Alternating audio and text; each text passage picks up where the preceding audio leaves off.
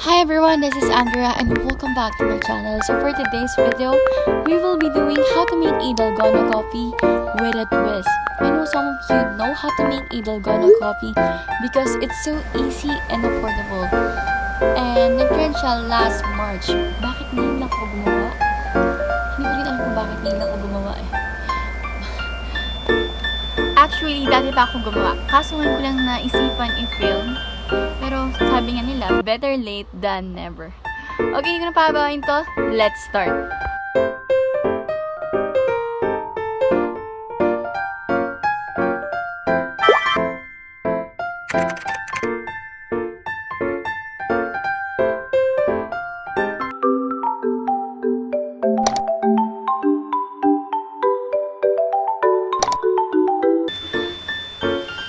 First, 2 tablespoons instant coffee powder.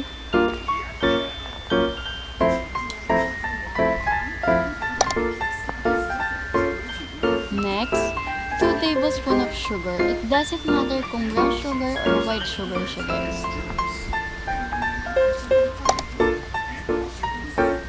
Next, 2 tablespoons of hot water.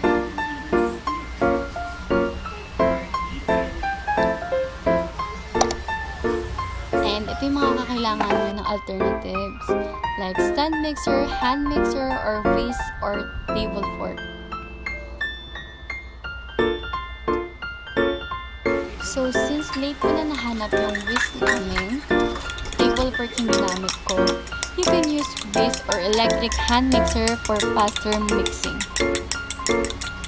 Dahil I swear guys, pag table fork yung gamit nyo, nakakapagod siya dahil ang tagal. More than 10 minutes ako nag-shake dyan para lang ma-achieve ko yung Dalgona coffee talaga na nagkalapot niya.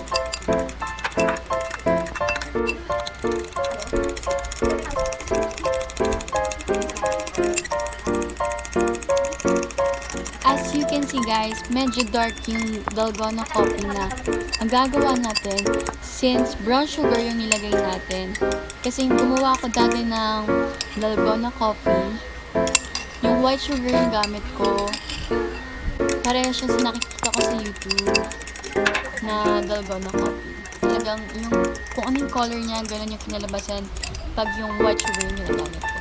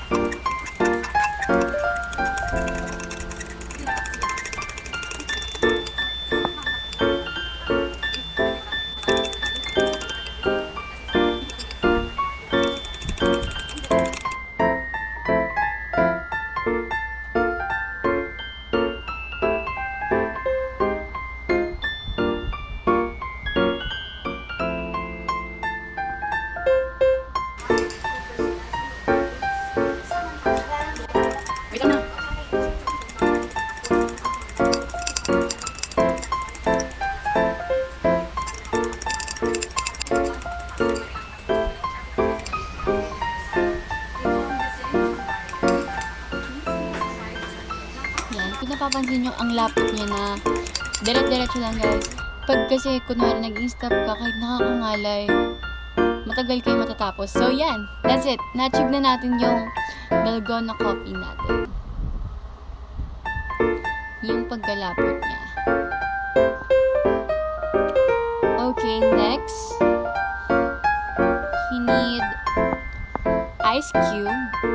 Optional lang yan guys, kahit hindi kayo mag-ice cube. Kung malamig naman yung gatas nyo, it's okay. Kayo kung anong gusto nyo, mainit yung Dalgona nyo or malamig, yeah. Next one is fresh milk or powdered milk. Kahit powdered milk lang yung ilagay nyo guys sa Dalgona coffee, it's okay.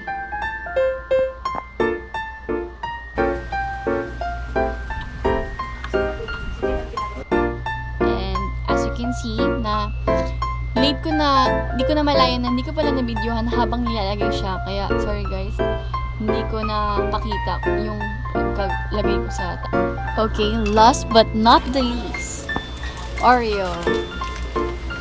Ito yung with a twist ng Dalgona Coffee natin. Promise guys, kahit nakakangalay siya pag natikman mo siya na may kasamang Oreo, worth it yung pagod mo. Lalo na table pork yung gamit ko.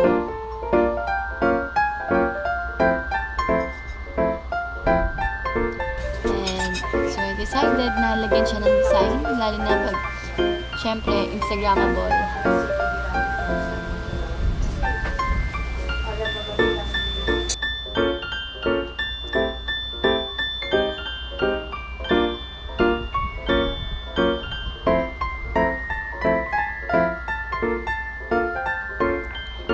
Okay, so that's it for today's video. If you have any video recommendation, please comment down below and I'll try my best to do that for you.